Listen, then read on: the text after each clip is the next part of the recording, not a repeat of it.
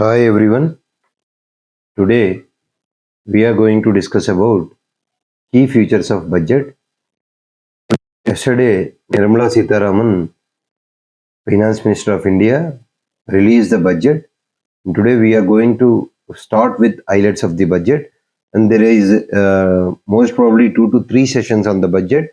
After that, we are going to continuously discuss about economic survey. Okay.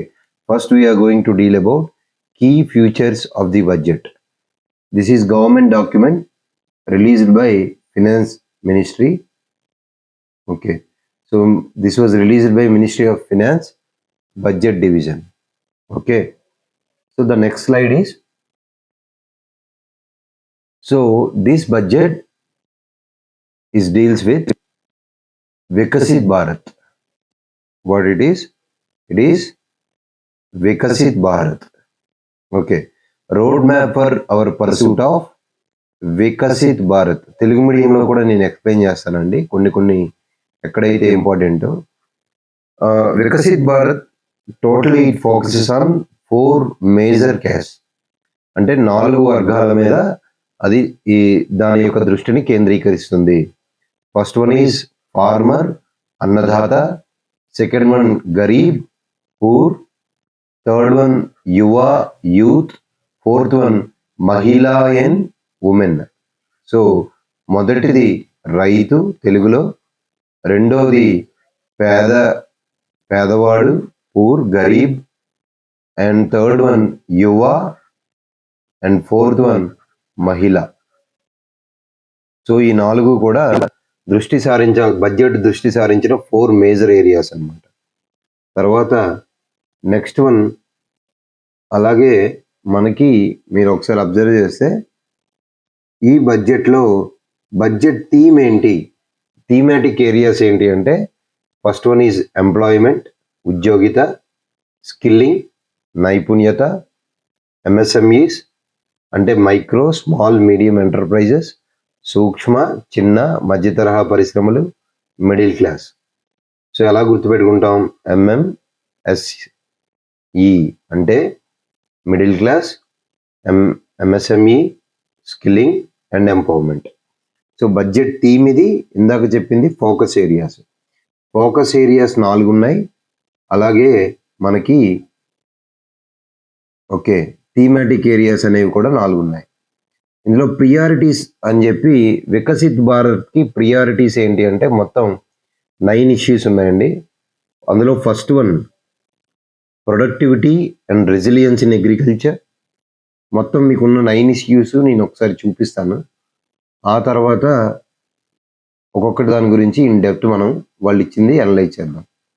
Second one, ఇవ్వండి ఇక్కడ number ఇచ్చారు చూడండి. Second one employment and skilling. And third one inclusive human resource development and social justice. And the fourth one manufacturing and services. Fifth one urban development. Sixth one energy security. Seventh one infrastructure.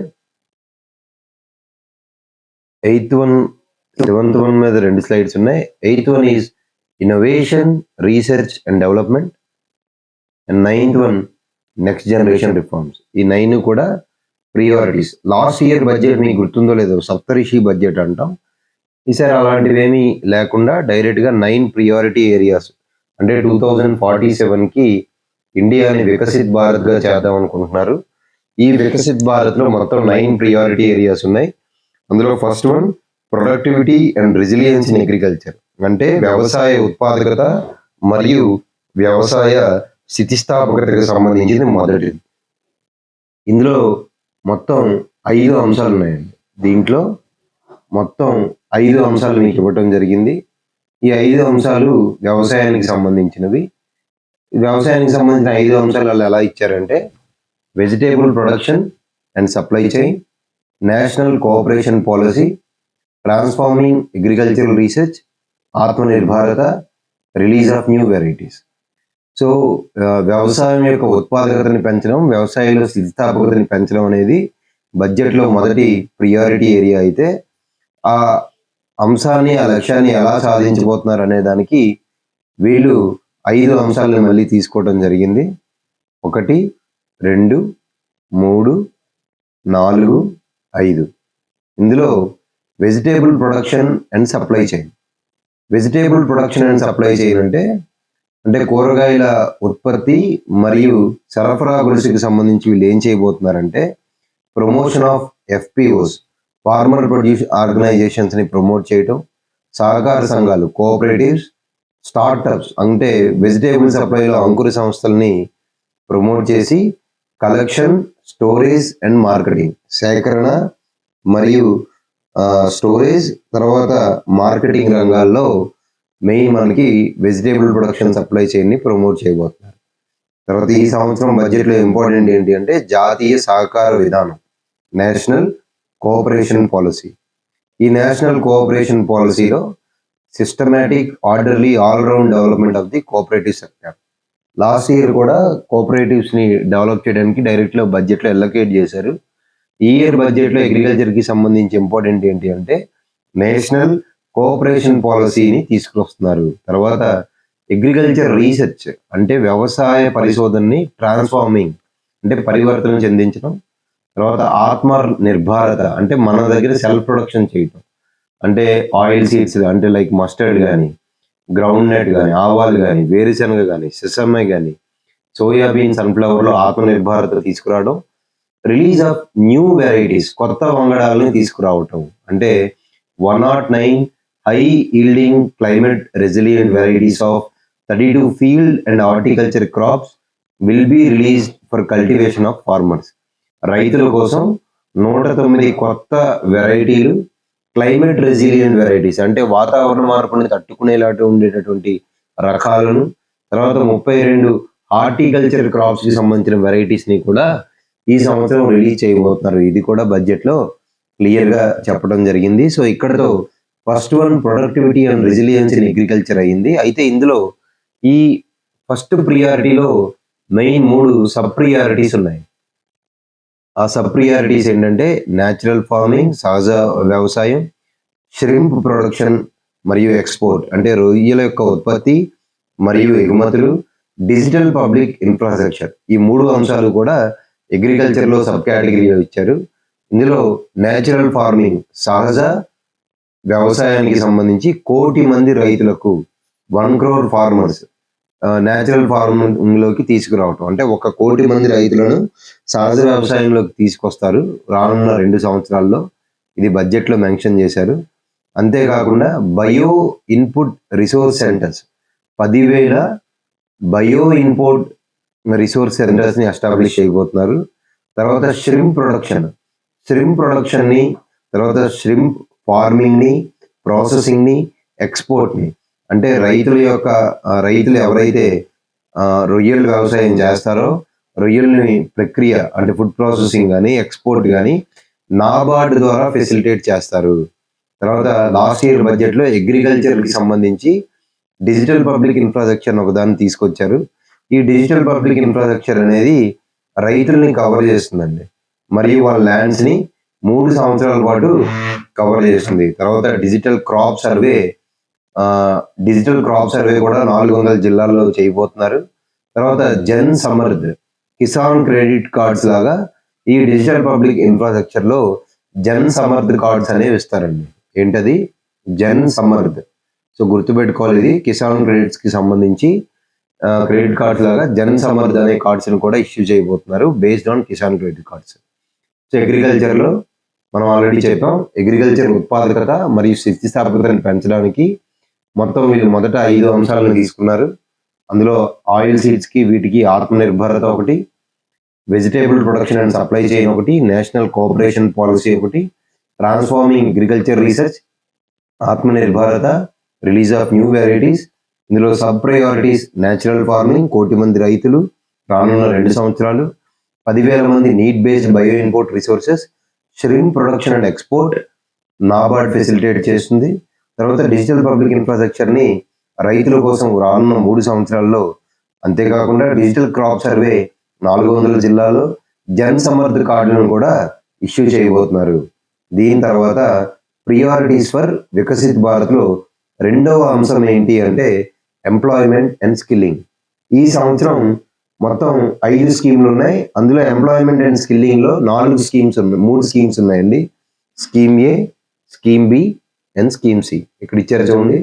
Scheme A for the first timers, scheme B for job creation in manufacturing and scheme C support the employers, అంటే ఉద్యోగాలు ఇచ్చే వాళ్ళని కూడా support చేయబోతున్నారు. ఓకేనా అండి?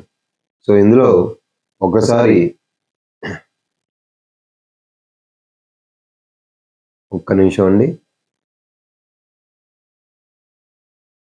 1 minute please. I have to select the eraser here.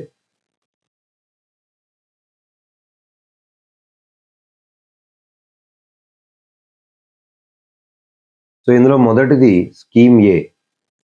Scheme ఏకి సంబంధించి ఇంపార్టెంట్ ఏంటి అంటే ఫస్ట్ టైమర్స్, అంటే మొదటిసారి ఉద్యోగంలో జాయిన్ అయిన వాళ్ళకి 1 month వేజ్, అంటే ఒక నెల శాలరీ ఇస్తారండి. 3 ఇన్స్టాల్మెంట్లో అప్ టు 15,000 వరకు ఇవ్వబోతున్నారు. అన్ని ఫార్మల్ సంఘటిత రంగంలో ఎవరైతే ఉద్యోగాలు చేస్తారో వాళ్ళకి ఒక నెల వేజ్ ఇస్తారు. అప్ టు 15,000 15,000 వరకు 3 ఇన్స్టాల్మెంట్స్లో ఇస్తారండి. దీనివల్ల ఆల్మోస్ట్ 210 లక్షల మంది యూత్కి బెనిఫిట్ కలిగేటటువంటి అవకాశం ఉంది. ఓకే, అంటే 2 కోట్ల మంది అనుకోవచ్చండి. 2.10 crore. ఇది స్కీమ్ ఏ. ఇందులో next one scheme B. Scheme B ఏంటి? తయారీ రంగంలో జాబ్ క్రియేషన్ కోసం అన్నమాట. Job creation in manufacturing. So దీనికి సంబంధించి ఏంటి అంటే ఇది ఫస్ట్ టైం ఎంప్లాయీస్ ఎవరైతే ఉద్యోగం చేస్తున్నారో వాళ్ళకి లింక్ చేస్తారు. సో నార్మల్లీ ఏంటి, పిఎఫ్ మీకు బోత్ ఎంప్లాయీ నుంచి ఎంప్లాయర్, ఉద్యోగం చేసేవాడి శాలరీలో నుంచి ఉద్యోగం ఇచ్చేవాడి దగ్గర నుంచి, ఇద్దరి దగ్గర నుంచి కూడా పిఎఫ్, డబుల్ పిఎఫ్ అంటాం, 2-way పిఎఫ్ కట్ అవుతుంది. సో ఇన్సెంటివ్ ఇస్తారండి ఎంప్లాయీకి ఎంప్లాయర్కి, ఇద్దరికి కూడా ఈపీఎఫ్ఓ కంట్రిబ్యూషన్స్లో 4 సంవత్సరాల పాటు ఇన్సెంటివ్ ఇస్తారు. సో దీనివల్ల ఆల్మోస్ట్ 30 లక్షల మంది యూత్కి బెనిఫిట్ కలిగేటటువంటి అవకాశం ఉంది. తర్వాత సపోర్ట్ టు ది ఎంప్లాయర్స్, ఉద్యోగం ఇచ్చేవాడికి ఏంటి సపోర్ట్ చేస్తారు, అది స్కీమ్ సి. స్కీమ్ సిలో గవర్నమెంట్ ఏం చేస్తుందంటే ఎవరైతే 2 ఉద్యోగాలు ఇస్తారో, కొత్త ఉద్యోగాలు కల్పిస్తారో వాళ్ళకి ఈపీఎఫ్ఓ కంట్రిబ్యూషన్, అంటే నార్మల్లీ శాలరీలో సంస్థ కూడా పిఎఫ్ అమౌంట్కి కొంత కంట్రిబ్యూట్ చేస్తుంది. 2 సంవత్సరాల పాటు నెలకి 3,000 రూపాయలు సెంట్రల్ గవర్నమెంట్ రీఎంబర్స్ చేయబోతుంది. This is a huge support అండి. దీనివల్ల 50 లక్షల కొత్త ఉద్యోగాలు జనరేట్ అవుతాయని బడ్జెట్లో గవర్నమెంట్ పేర్కోవటం జరిగిందనమాట. నెక్స్ట్, సో అలాగే ఎంప్లాయ్మెంట్ అండ్ స్కిల్లింగ్ అనేది రెండో ప్రియారిటీ కాబట్టి ఎంప్లాయ్మెంట్ అండ్ స్కిల్లింగ్లో ఇంకా ఏం చేయబోతున్నారంటే ఉమెన్కి ఎక్కువ వర్క్ ఫోర్స్లోకి తీసుకురావాలి కాబట్టి facilitating higher participation of women in the work force.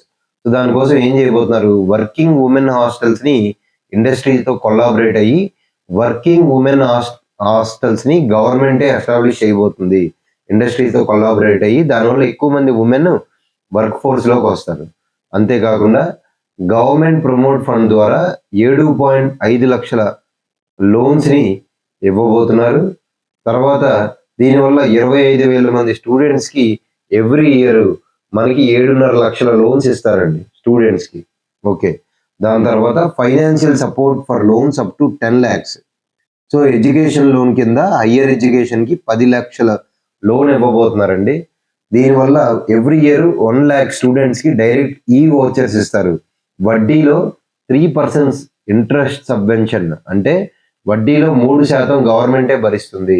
So ఎడ్యుకేషన్స్కి loan ఇస్తున్నారు, తర్వాత లోన్స్ వ్యాపారం కోసం లోన్స్ ఇస్తున్నారు 25,000 మంది స్టూడెంట్స్కి.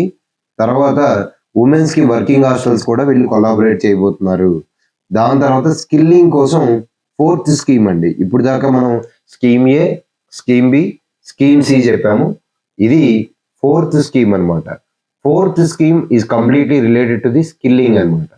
స్కిల్లింగ్ కోసం ఏం చేయబోతున్నారంటే 20 లక్షల మంది యూత్ని 5 సంవత్సరాల్లో స్కిల్ నైపుణ్యత తీసుకురాబోతున్నారు. దీనికోసం 1,000 ఐటీఐ ఇన్స్టిట్యూషన్స్ ఉంటాయి కదా, వాటిని అప్గ్రేడ్ చేయబోతున్నారు. అంతేకాకుండా కోర్స్ ఉంది కదా, ఈ అకాడమిక్ కోర్స్ ఏవైతే ఉందో ఆ అకాడమిక్ కోర్స్ని ఇండస్ట్రీ అవసరాలకి ఏదైతే స్కిల్ అవసరం ఉంటుందో కంటెంట్ని దాంతోపాటు డిజైన్ చేసి అలైన్ చేయబోతున్నారు. ఇదంతా కూడా స్కిల్కి సంబంధించింది. సో సెకండ్ ప్రియారిటీ ఏంటి? Employment and skilling. దీంట్లో 3 స్కీమ్స్ ఉన్నాయి. ఫస్ట్ టైమర్స్కి 15,000 పాటు 3 ఇన్స్టాల్మెంట్స్లో ఆల్మోస్ట్ 210 లక్షల మంది యూత్కి ఇవ్వబోతున్నారు. Scheme B job creation in manufacturing, EPFO contributions both ఎంప్లాయర్కి ఎంప్లాయీకి మొదటి 4 సంవత్సరాలు ఇన్సెంటివ్ ఇస్తారు. ఇది 30 లక్షల మంది యూత్కి హెల్ప్ చేయబోతుంది. తర్వాత స్కీమ్ సి ఎంప్లాయర్స్కి సపోర్ట్ చేస్తారనమాట. దీంట్లో ఎంప్లాయర్స్కి సపోర్ట్ చేసేటప్పుడు 2 సంవత్సరాల పాటు నెలకి 3,000 రూపాయల లెక్కన గవర్నమెంట్ అనేది ఎంప్లాయర్కి రీఎంబర్స్ చేయబోతుంది. దాని తర్వాత ఉమెన్స్ కోసం ఉమెన్ వర్కింగ్ హాస్టల్స్, 25,000 మంది స్టూడెంట్స్కి 7.5 లక్షల లోను, తర్వాత 10 లక్షల రూపాయలు హయ్యర్ ఎడ్యుకేషన్ కోసం లోన్స్, అది 1 లక్ష స్టూడెంట్స్కి 3% ఇంట్రెస్ట్ సబ్వెన్షన్తో. తర్వాత స్కిల్లింగ్ కోసం ఒక సపరేట్ పిఎం ప్యాకేజ్ ఒకటి ఇచ్చారు. 20 లక్షల యూత్ని 5 సంవత్సరాల పాటు స్కిల్ ఇవ్వబోతున్నారు. దీనికోసం 1000 ఐటీఎస్ని అప్గ్రేడ్ చేయబోతున్నారు. కోర్స్ కంటెంట్ని ఇండస్ట్రీ అవసరాలతో అలైన్ చేస్తున్నారు. ఇక్కడికి 2 అయ్యాయి అనమాట. So first priority agriculture resilience and agriculture productivity, second one employment and skilling, and the third one is inclusive human resource development and social justice. తెలుగులో సామాజిక న్యాయం మరియు ఇంక్లూజివ్ హ్యూమన్ రిసోర్స్ డెవలప్మెంట్ అంటే సమీకృత మానవ వనరుల అభివృద్ధి మరియు సామాజిక న్యాయం అనేది ఈ సంవత్సరం బడ్జెట్ యొక్క 3వ ప్రియారిటీ అన్నమాట. దీంట్లో మొదటిది పూర్వోదయ అనేది ఈస్టర్న్ ఇండియాకి సంబంధించింది. ఏదైతే తూర్పు భారతదేశం ఉందో, ఎస్పెషల్లీ బీహార్ కానీ, జార్ఖండ్ కానీ, వెస్ట్ బెంగాల్ కానీ, ఒడిస్సా, ఆంధ్రప్రదేశ్లో ఎండోమెంట్ రిచ్ స్టేట్స్, ఇవన్నీ కూడా దేవాదాయంగా కొద్దిగా బాగా అధిక వనరులు ఉన్నటువంటి రాష్ట్రాలు అనమాట. సో వీటిని దేవాదాయ సంబంధించిన అంశాలను డెవలప్ చేసి ఎకనామిక్ ఆపర్చునిటీస్, ఆర్థిక అవకాశాలని సృష్టించి తద్వారా వికసిత్ భారత్ని చేరుకునే లక్ష్యంగా పెట్టుకున్నారు. అంతేకాకుండా పూర్వోదయలో ఇంకో ఇంపార్టెంట్, ఇది ఏ అనుకుంటే పూర్వోదయలో బి ఏంటి అంటే అమృత్సర్ కోల్కతా, అంటే పంజాబ్ నుంచి west to east industrial corridor అంటాం. అమృత్సర్ ఇండస్ట్రియల్ కారిడార్లో గయాని ఒక నోడ్గా పెట్టుకొని ఆ నోడ్ని డెవలప్ చేయబోతున్నారు. ఇది పూర్వోదయలో 2 అంశాలు. ఒకటి ఎండోమెంట్ రిచ్ స్టేట్స్ని డెవలప్ చేయటం, అమృత్సర్ కోల్కతా ఇండస్ట్రియల్ కారిడార్లో గయా ఇండస్ట్రియల్ నోడ్ని డెవలప్ చేయటం. తర్వాత allocation of more than 3 lakh crore, అంటే ఏదైతే ఉమెన్స్కి గర్ల్స్కి స్కీమ్స్ ఉన్నాయో వాటి ద్వారా 3 లక్షల కోట్లని అలొకేట్ చేయబోతున్నారు. సమీకృత మానవ వనరులు అంటే అన్ని వర్గాల్ని కలుపుకుపోవటం అండి. ఓకే, సో దాని ద్వారా ఎవరైతే మహిళలు మరియు ఉమెన్ అండ్ గర్ల్స్ ఉన్నారో వాళ్ళకి 3 లక్షల కోట్లు స్కీమ్స్ ద్వారా ఇవ్వబోతున్నారు. అంతేకాకుండా ప్రధానమంత్రి జనజాతీయ ఉన్నత్ గ్రామ అభియాన్, సో ఇది ట్రైబల్స్కి సంబంధించింది. గ్రూప్ 2 ప్రిలిమ్స్లో కూడా ఈ స్కీమ్ గురించి చదివి ఉంటాము. ప్రధానమంత్రి జనజాతీయ ఉన్నత్ గ్రామ్ అభియాన్ అనేది ట్రైబల్ వెల్ఫేర్కి సంబంధించిన స్కీమ్ అండి. ఇందులో ట్రైబల్ కమ్యూనిటీస్, ఎవరైతే గిరిజన సమూహాలు ఉంటారో వాళ్ళకి సంబంధించిన 63,000 మంది విలేజెస్లో 5 కోట్ల మంది ట్రైబల్ పాపులేషన్ని దీని ద్వారా వాళ్ళ యొక్క సామాజిక ఆర్థిక ఉన్నతి కోసం తీసుకొచ్చిన స్కీమే ప్రధానమంత్రి Janjatiya Unnat Gram Abhiyan. 63,000 villages and 5 crore tribal population. Next one India post payment bank అనేది నార్త్ ఈస్ట్ రీజియన్, అంటే ఈశాన్య ప్రాంతాల్లో ఇండియా పోస్ట్ పేమెంట్ బ్యాంక్వి కొత్తగా 100 బ్రాంచెస్ని మన వాళ్ళు బడ్జెట్ ద్వారా ఎస్టాబ్లిష్ చేయబోతున్నామని చెప్పి అనౌన్స్ చేయడం జరిగింది. అన్నిటికన్నా గ్రూప్ 2కి దట్టు మన ఆంధ్రప్రదేశ్ వాళ్ళకి ఇంపార్టెంట్ ఏంటి అంటే ఆంధ్రప్రదేశ్ రీఆర్గనైజేషన్ యాక్ట్కి సంబంధించి ఈ బడ్జెట్లో స్పెషల్గా మెన్షన్ చేశారు. ఫినాన్షియల్ సపోర్ట్ ఆఫ్ 15,000 crore 24-25 ఆర్థిక సంవత్సరానికి 15,000 కోట్లని అలొకేట్ చేస్తున్నారు. పోలవరం ప్రాజెక్ట్ని కంప్లీట్ చేస్తామని చెప్పారు. అంతేకాకుండా ఇక్కడ మీరు గుర్తుపెట్టుకోవాల్సింది ఏంటంటే వైజాగ్ చెన్నై ఇండస్ట్రియల్ కారిడార్, తర్వాత హైదరాబాద్ బెంగళూరు ఇండస్ట్రియల్ కారిడార్లో వైజాగ్ చెన్నై ఇండస్ట్రియల్ కారిడార్లో కొప్పర్తి నోడ్ మరియు హైదరాబాద్ బెంగళూరు ఇండస్ట్రియల్ కారిడార్లో ఓర్వకల్ నోడ్, ఈ 2 నోడ్స్లో డెవలప్ చేద్దామని చెప్పి బడ్జెట్లో క్లియర్గా చెప్పారండి. అంటే ఎక్కడెక్కడైతే ఎసెన్షియల్ ఇన్ఫ్రాస్ట్రక్చర్ అంటే బేసిక్ నీడ్స్ ఉంటాయో, వాటర్ కానీ, పవర్ కానీ, రైల్వేస్ కానీ, రోడ్స్ని కొప్పర్తి నోడ్లో, వైజాగ్ చెన్నై ఇండస్ట్రియల్ కారిడార్లో ఉన్నటువంటి కొప్పర్తి నోడ్లో మరియు హైదరాబాద్ బెంగళూరు ఇండస్ట్రియల్ కారిడార్లో ఉన్నటువంటి ఓర్వకల్ నోడ్లో బడ్జెట్లో ఈ 3 అంశాలు కూడా ఏపీ రీఆర్గనైజేషన్ యాక్ట్ కింద మనకి inclusive human resources development and social జస్టిస్లో ఈ ప్రియారిటీస్ని వాళ్ళు మెన్షన్ చేయడం జరిగింది. సో ఇప్పటికీ మనకి 3 అయ్యాయి: agriculture, employment and skilling, inclusive development and తర్వాత social justice. 4th one is manufacturing and services, అంటే తయారీ రంగం మరియు సేవా రంగం. సో ఇందులో అంతా కూడా మనకి ఎంఎస్ఎంఈ గురించి చెప్పారండి. ఎంఎస్ఎంఈకి క్రెడిట్ గ్యారంటీ స్కీమ్ ఇస్తామని మ్యానుఫ్యాక్చరింగ్ సెక్టార్లో, ఎంఎస్ఎంఈ క్రెడిట్కి న్యూ అసెస్మెంట్ మోడల్ అంటే బ్యాంకులే అసెస్ చేసేలా తీసుకొస్తారని చెప్పి, తర్వాత మ్యాండేటరీ ఆన్బోర్డింగ్ ఇన్ టీఆర్ఈడిఎస్ ఒకటి, తర్వాత ముద్రా లోన్స్లో మనకు తెలుసు ముద్రా లోన్స్లో 3 కేటగిరీస్ ఉంటాయి. అందులో లాస్ట్ కేటగిరీ తరుణ్ కేటగిరీ. ఈ తరుణ్ కేటగిరీని ఇంతకుముందు 5 lakhs to 10 lakhs ఉండేది, దాన్ని ఇప్పుడు ఆ 10 lakhs అప్పర్ లిమిట్ని 20 లక్షలకి పెంచడం జరిగింది. ఇంపార్టెంట్ అండి, ఇది ఇంపార్టెంట్. ముద్రా లోన్స్లో లిమిట్ని 20 లక్షలకి పెంచారు 10 లక్షల నుంచి. తర్వాత ఎంఎస్ఎంఈ యూనిట్స్ని ఈవెన్ ఫుడ్ ఇర్రేడియేషన్ అంటే ఫుడ్ ప్రాసెసింగ్కి, క్వాలిటీ అండ్ సేఫ్టీ టెస్టింగ్లో కూడా ఎంఎస్ఎంఈ యూనిట్స్ని ఏర్పాటు చేయాలని చెప్పి బడ్జెట్లో మెన్షన్ చేశారు. తర్వాత ఒత్తిడి ఎదుర్కొనే సమయంలో ఎంఎస్ఎంఈస్కి క్రెడిట్స్ ఇచ్చేలా కూడా మనకి మ్యానుఫ్యాక్చరింగ్ అండ్ సర్వీస్ సెక్టార్లో ఈ ఇయర్ బడ్జెట్లో పేర్కొనడం జరిగిందండి.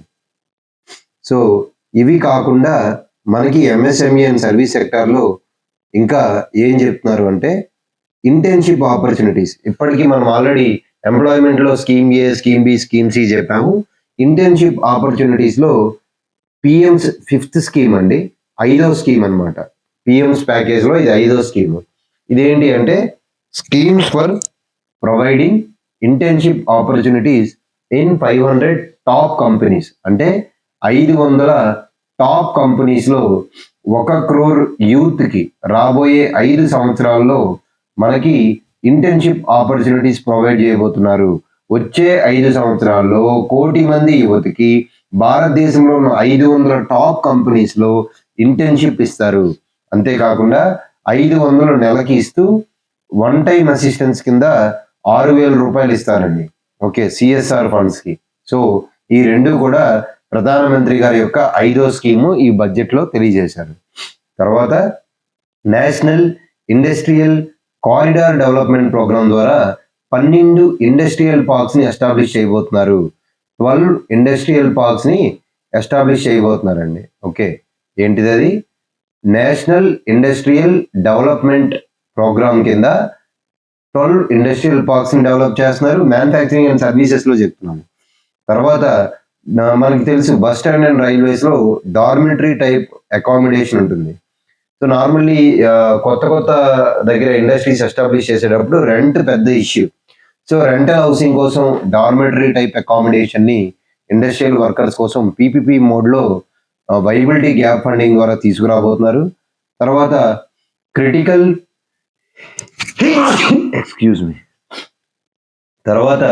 క్రిటికల్ మినరల్స్ మిషన్ ఒకటి, అదొకటి 3rd sub priority in manufacturing and సర్వీసెస్లో critical minerals mission for domestic production, recycling and overseas acquisition. So అది అంత ఇంపార్టెంట్ కాదండి. తర్వాత ఎపిలేట్ ట్రిబ్యునల్స్ని స్ట్రెంథన్ చేయబోతున్నారు. ఎందుకంటే బ్యాంక్రప్సీ, ఇన్సాల్వెన్సీ రెజల్యూషన్ వీటి కోసం నార్మల్లీ తొందరగా నష్టాల్లో ఉన్నప్పుడు తొందరగా బయటపడిపోతే వాళ్ళు తొందరగా నష్టం తక్కువతో బయటపడేటటువంటి అవకాశం ఉంటుంది. సో ఇన్సాల్వెన్సీ కోసం ట్రిబ్యునల్స్ని స్పెషల్గా అపిలేట్ ట్రిబ్యునల్ సిస్టమ్ని స్ట్రెంథన్ చేయాలని చెప్పి బడ్జెట్లో పేర్కొన్నారు. సో ఇది మ్యానుఫ్యాక్చరింగ్ అండ్ సర్వీసెస్కి సంబంధించింది. మ్యానుఫ్యాక్చరింగ్ అండ్ సర్వీసెస్లో సో ఫస్ట్ది ఏంటి, మనకి ఎంఎస్ఎంఈకి క్రెడిట్ గ్యారంటీ స్కీమ్ ఒకటి, new assessment model for MSME credit ఒకటి, తర్వాత ఎన్హాన్స్డ్ స్కోప్ ఒకటి, ఎంఎస్ఎంఈ యూనిట్స్ని ఫుడ్ ఇరాడియేషన్లో తీసుకురావడం ఒకటి, ముద్రా లోన్స్లో తరుణ్ కేటగిరీలో 10 లక్షల నుంచి 20 లక్షలకి పెంచడం ఒకటి. ఆ తర్వాత నెక్స్ట్ ఇంపార్టెంట్ విషయం ఏంటంటే ఇంటర్న్షిప్ ఆపర్చునిటీస్ కోసం పిఎంస్ 5th స్కీమ్ లేదా పిఎం సపరేట్ ప్యాకేజ్ తీసుకొచ్చారు. ఇందులో 500 టాప్ కంపెనీస్ని 1 crore యూత్కి 5 సంవత్సరాల్లో ఇంటర్న్షిప్ ఇస్తారు. సో 1 కోటి మంది యువతకి 500 కంపెనీస్లో 5 సంవత్సరాల పాటు మనకి ఇంటర్న్షిప్ ఇవ్వటం, 5,000 రూపాయలు పర్ మంత్ ఇవ్వటం. అంతేకాకుండా 1 టైం అసిస్టెన్స్ కింద 6,000 రూపాయలు సిఎస్ఆర్ ఫండ్ కింద ఇస్తారు. 12 ఇండస్ట్రియల్ పార్క్స్ని నేషనల్ ఇండస్ట్రియల్ కారిడార్ డెవలప్మెంట్ ప్రోగ్రాంలో ఇవ్వబోతున్నారు. తర్వాత rental housing dormitory type accommodation PPP మోడల్లో విజిఎఫ్ ద్వారా ఇవ్వబోతున్నారు. తర్వాత క్రిటికల్ మినరల్స్ మిషన్ ఒకటి, తర్వాత అపిలేట్ ట్రిబ్యునల్స్ని ఇన్సాల్వెన్సీ కోసం స్ట్రెంథన్ చేయబోతున్నారు. తర్వాత నెక్స్ట్ 5th వన్ ఇక్కడ ఇచ్చారు చూడండి, నెంబర్ కూడా ఈ స్లైడ్స్లో క్లియర్గా ఇచ్చారు. 5th వన్ ఏంటి అంటే అర్బన్ డెవలప్మెంట్లో మనకి ఇంపార్టెంట్ విషయం ఏంటి అంటే 4 అంశాలని అర్బన్ డెవలప్మెంట్ కోసం అంటే పట్టణాభివృద్ధి కోసం 4 అంశాలని ప్రధానంగా పేర్కొన్నారు. మొదటిది స్టాంప్ డ్యూటీ, రెండవది స్ట్రీట్ మార్కెట్స్, మూడవది ట్రాన్సిట్ ఓరియంటెడ్ డెవలప్మెంట్, నాలుగోది వాటర్ మేనేజ్మెంట్. అంటే స్టాంప్ డ్యూటీలు, స్ట్రీట్ మార్కెట్ అంటే వీధి విపణులు, తర్వాత ట్రాన్సిట్ ఓరియంటెడ్ డెవలప్మెంట్ ఒకటి, వాటర్ మేనేజ్మెంట్ ఒకటి. స్టాంప్ డ్యూటీ ఏంటి అంటే ఎవరైనా సరే ఉమెన్స్ కనుక ప్రాపర్టీ పర్చేజ్ చేస్తే స్టేట్ గవర్నమెంట్స్కి ఎంకరేజ్ చేస్తారనమాట, వాళ్ళ స్టాంప్ డ్యూటీస్ తగ్గించేలాగా. రిజిస్ట్రేషన్ కోసం వెళ్ళేటప్పుడు స్టాంప్ డ్యూటీ విపరీతంగా పడుతుంది. సో ఆ స్టాంప్ డ్యూటీ ఎప్పుడు తగ్గుతుందంటే ఎవరైనా ఉమెన్ పర్చేజ్ చేస్తే అప్పుడు స్టాంప్ డ్యూటీ విపరీతంగా తగ్గేటటువంటి అవకాశం ఉంది. దీనివల్ల ఉమెన్ ఎంపవర్మెంట్ని కూడా టార్గెట్ చేయొచ్చు. తర్వాత స్ట్రీట్ మార్కెట్స్ కోసం మనకి కొన్ని సెలెక్టెడ్ సిటీస్లో స్ట్రీట్ ఫుడ్ కోసం 100 వీక్లీ హర్ట్స్ అంటే 100 వార హట్లు అనమాట, వీక్లీ హర్ట్స్ అంటాం. ఈ వీక్లీ హర్ట్స్ని ఎస్టాబ్లిష్ చేయబోతున్నారు స్ట్రీట్ మార్కెట్స్ కోసం. థర్డ్ వన్ ట్రాన్సిట్ ఓరియంటెడ్ డెవలప్మెంట్లో 14 లార్జ్ సిటీస్లో ఎక్కడైతే 30 లక్షల పైన పాపులేషన్ ఉంటుందో అక్కడ ట్రాన్సిట్ ఓరియంటెడ్ డెవలప్మెంట్ ప్లాన్స్ అంటే ట్రాన్స్పోర్టేషన్ అనేది బాగా స్మార్ట్గా తయారు చేస్తారనమాట.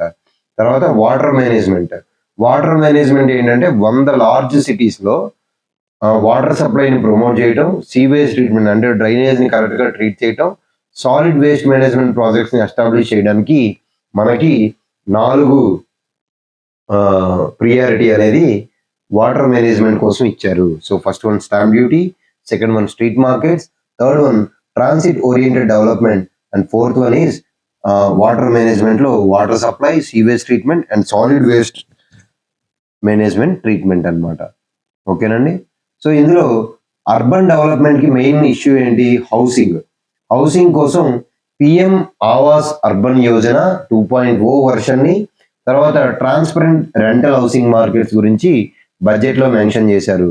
పైన చెప్పిన 4 కాకుండా ఇంకో అదర్ 2 ఇష్యూస్ ఉన్నాయి. పైన చెప్పిన 4 ఏంటి, స్టాంప్ డ్యూటీస్ తగ్గించడం, స్ట్రీట్ మార్కెట్స్ ఎస్టాబ్లిష్ చేయటం, 30 లక్షల పాపులేషన్ ఎక్కువ ఉన్న దగ్గర ట్రాన్సిట్ ఓరియంటెడ్ డెవలప్మెంట్ చేయటం, అలా కాకుండా కొన్ని సిటీస్లో మనకి వాటర్ మేనేజ్మెంట్ని ప్రమోట్ చేయటం, ఇవన్నీ కూడా బడ్జెట్లో క్లియర్గా మెన్షన్ చేశారనమాట. తర్వాత నెక్స్ట్ వన్ హౌసింగ్ నీడ్స్ ఏంటి అంటే పిఎం ఆవాస్ యోజన అర్బన్ 2.0. ఇందులో 1 crore అర్బన్ పూర్ అంటే 1 కోటి మంది పట్టణ ప్రాంత పేదరిక ప్రజల కోసం మరియు మిడిల్ క్లాస్ ఫ్యామిలీస్ కోసం 10 లక్షల కోట్ల ఇన్వెస్ట్మెంట్ ద్వారా అర్బన్ ఏరియాస్లో పిఎం ఆవాస్ యోజన అర్బన్ 2.0 అనే దాన్ని తీసుకురావడం జరిగింది ఈ బడ్జెట్లో. తర్వాత ట్రాన్స్పరెంట్ రెంటల్ హౌసింగ్ మార్కెట్స్ గురించి కూడా ఈ బడ్జెట్లో మెన్షన్ చేశారండి. సో ఇది అర్బన్ డెవలప్మెంట్కి సంబంధించింది. తర్వాత next one priorities for Viksit భారత్లో 6వ ప్రియారిటీ ఏది అంటే ఎనర్జీ సెక్యూరిటీ. 6వ ప్రియారిటీ ఏంటి అండి? ఎనర్జీ సెక్యూరిటీ అనేది మీకు 6వ ప్రాధాన్యత రంగం అనమాట ఈ బడ్జెట్లో పేర్కొన్న వాటిలో. ఈ ఎనర్జీ సెక్యూరిటీలో మళ్ళీ 4 సబ్ ప్రియారిటీస్ పెట్టారు. అందులో మొదటిది ఏంటి? న్యూక్లియర్ ఎనర్జీ ఒకటి, మొదటిది న్యూక్లియర్ ఎనర్జీ, రెండోది ఎనర్జీ ఆడిట్, మూడోది పంప్డ్ స్టోరేజ్ పాలసీ, నాలుగోది AUSC thermal power plants. Thermal power ప్లాంట్స్కి joint venture NTPC Bharat heavy electric limited మధ్య 800 మెగావాట్ల కమర్షియల్ ప్లాంట్ కోసం ఒక జాయింట్ వెంచర్ని ఈ బడ్జెట్లో మెన్షన్ చేశారు. Pumped storage policy, energy audit అండి, అంటే మైక్రో స్మాల్ ఇండస్ట్రీస్ని డైరెక్ట్గా ఈ థర్మల్ ఎనర్జీ కాకుండా క్లీనర్ ఎనర్జీ వైపు నడపడం కోసం ఎనర్జీ ఆడిట్స్ని డెవలప్ చేయబోతున్నారు. ఓకే, అంటే 60 క్లస్టర్స్లో ప్రెసెంట్ 60 క్లస్టర్స్లో ఎనర్జీ ఆడిట్స్ చేసి దాన్ని నెక్స్ట్ ఫేజెస్లో 100 క్లస్టర్స్కి పెంచుతారనమాట. అంతేకాకుండా మనకు తెలిసిందే న్యూక్లియర్స్లో 3 ఫేజ్ రియాక్టర్స్ మనవి, ప్రెజరైజ్డ్ హెవీ వాటర్ రియాక్టర్, తర్వాత fast breeder reactor, thorium reactor. ఇవి కాకుండా స్మాల్ రియాక్టర్స్ని డెవలప్ చేద్దామని చెప్పి చూస్తున్నారు. దీనికోసం గవర్నమెంట్ ఏం చేయబోతుందంటే భారత్ స్మాల్ రియాక్టర్స్ని ఎస్టాబ్లిష్ చేయబోతుంది. భారత్ స్మాల్ రియాక్టర్స్ని ఎస్టాబ్లిష్ చేయబోతుంది. అంతేకాకుండా ఈ Bharat small reactors newer technology for nuclear energy కోసం R&Dని ఎస్టాబ్లిష్ చేయబోతున్నారు. ఇవన్నీ కూడా ఎనర్జీ సెక్యూరిటీకి సంబంధించిందండి. ఈ ఎనర్జీ సెక్యూరిటీ అనేది మనకి 6th ప్రియారిటీ కదా.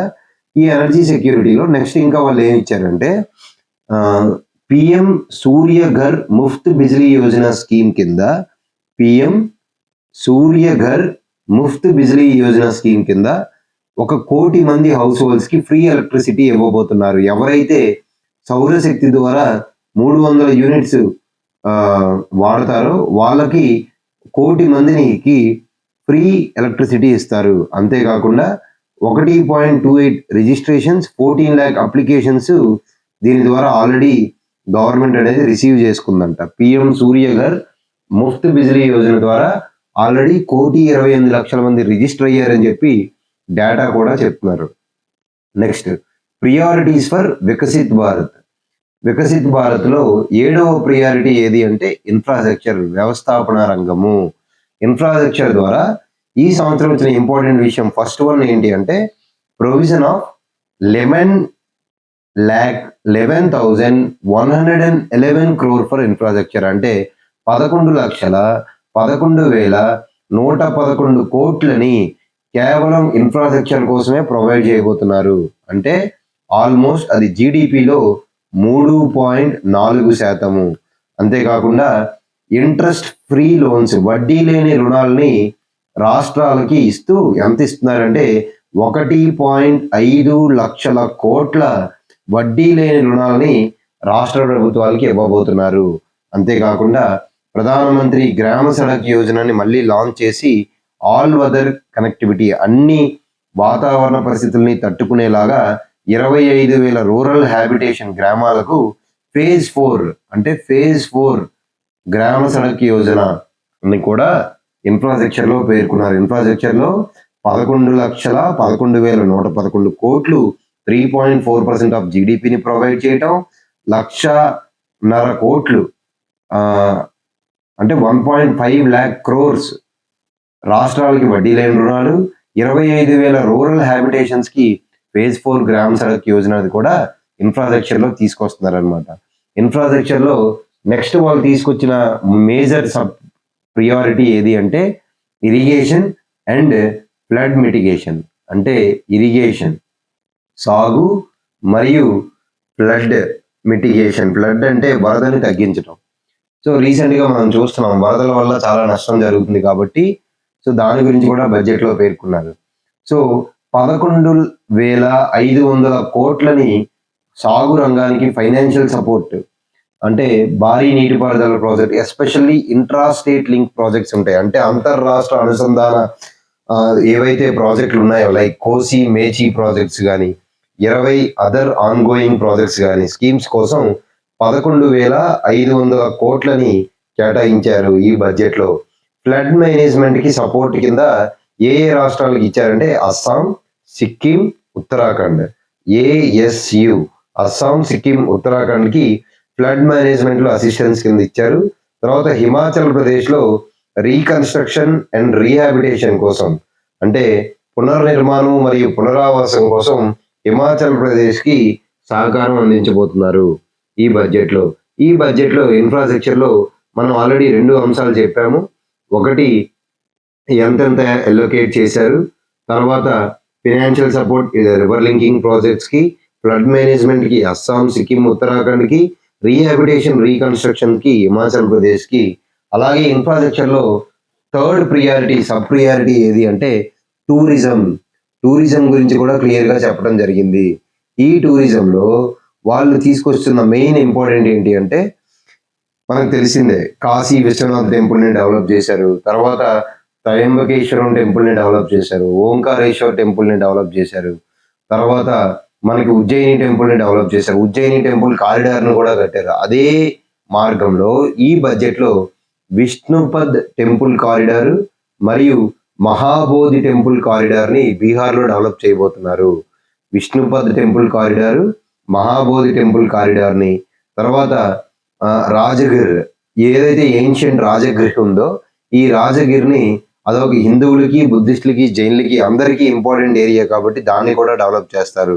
ఏన్షియంట్ యూనివర్సిటీ నలందాని కూడా ఒక టూరిస్ట్ ప్లేస్ కింద డెవలప్ చేయబోతున్నారు.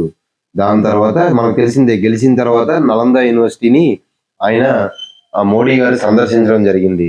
అంతేకాకుండా ఒడిశాలో బీజేపీ గవర్నమెంట్ వచ్చింది కాబట్టి బీజేపీని assistance for the development of Odisha natural beauty అండి, సహజ సిద్ధంగా ఉంటుంది కాబట్టి scenic beauty, temples, historical monument places, craftsmanship, wild life sanctuaries ని వీటన్నిటిని ఒరిస్సాలో డెవలప్ చేయబోతున్నారు అనమాట.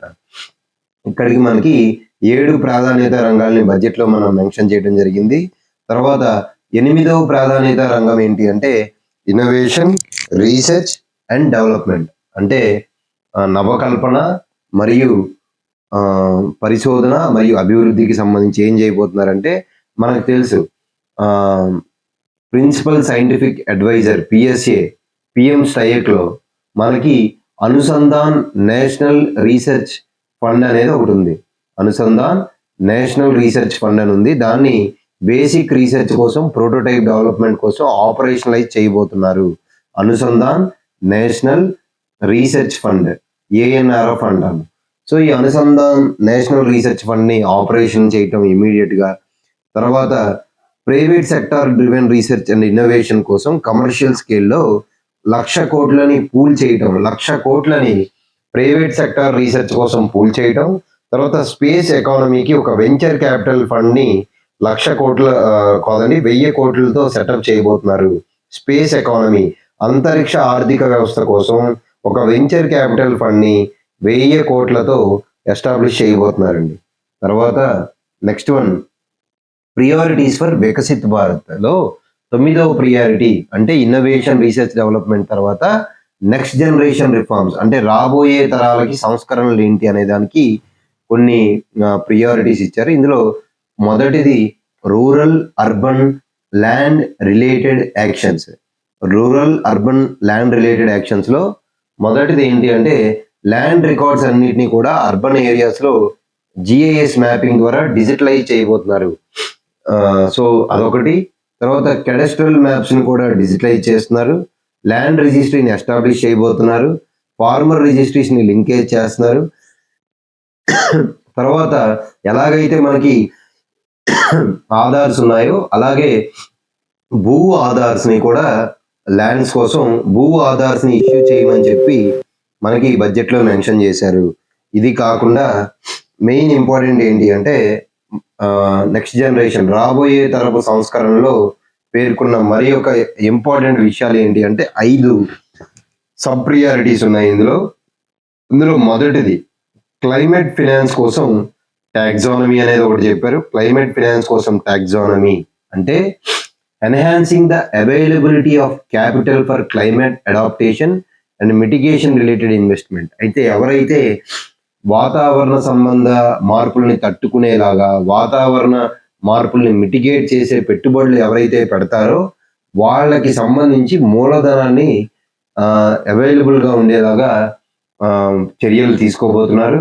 తర్వాత ఎఫ్డిఐ ఓవర్సీస్ ఇన్వెస్ట్మెంట్కి ఇండియన్ రూపీని కరెన్సీగా ఎవరైతే వేరే దేశాల్లో పెట్టుబడులు పెడదాం అనుకుంటున్నారో వాళ్ళని ఇండియన్ రూపీ యూజ్ చేసేలాగా, తర్వాత ఎఫ్డిఐస్ని కూడా ఇంకా మోర్గా సింప్లిఫై చేసేలాగా చేద్దాం అనేది నెక్స్ట్ రిఫార్మ్, నెక్స్ట్ సంస్కరణ. అన్నిటికన్నా ఇంపార్టెంట్ ఏంటంటే ఎన్పిఎస్ వాత్సల్య, న్యూ పెన్షన్ స్కీమ్ వాత్సల్య ద్వారా పేరెంట్స్కి ఎవరైతే గార్డియన్స్ ఉంటారో మైనర్స్ కోసం ఒక ప్రణాళికని, ఒక ప్లాన్ని తీసుకురాబోతున్నారండి. ఎన్పిఎస్ వాత్సల్య అంటాం, ఎన్పిఎస్ వాత్సల్య. మైనర్స్కి పేరెంట్స్, గార్డియన్స్ కంట్రిబ్యూట్ చేసేలాగా. తర్వాత improvement of data governance, collection, processing and management of data and statistics. So పరిపాలన, సేకరణ ఇవన్నీ కూడా ఇంకా ఇంప్రూవ్ చేయాలి అనేది ఒకటి సంస్కరణలో. తర్వాత new pension scheme, NPS scheme ఏంటి అంటే ఏవైతే దాంట్లో రిలవెంట్ ఇష్యూస్ ఉన్నాయో, కామన్ సిటిజన్స్ని ప్రొటెక్ట్ చేయడం, వీటి కోసం న్యూ పెన్షన్ స్కీమ్స్ని ఒక సొల్యూషన్ ద్వారా తీసుకురాబోతున్నారని చెప్పి కూడా బడ్జెట్లో మెన్షన్ చేశారు. అయితే ఈరోజు నేను మీకు బడ్జెట్కి సంబంధించి priority issues, statement based questions అడిగే అవకాశం ఉన్నవన్నీ కూడా చెప్పాను. నెక్స్ట్ క్లాస్లో డేటా రిలేటెడ్ అన్నీ చెప్తానండి. నెక్స్ట్ క్లాస్లో డేటా రిలేటెడ్వి, పిఆర్ఎస్ వాళ్ళు ఇచ్చినవి, సో ఎంత రెవెన్యూ రిసీప్ట్స్, ఎంత క్యాపిటల్ రిసీప్ట్స్, క్యాడ్ ఎంత ఉంది, ఫిజికల్ డెఫిసిట్ ఎంత ఉంది, ఇవన్నీ కూడా నేను నెక్స్ట్ వీడియోలో చెప్తాను. That's it for today. Thank you very much. Have a nice day.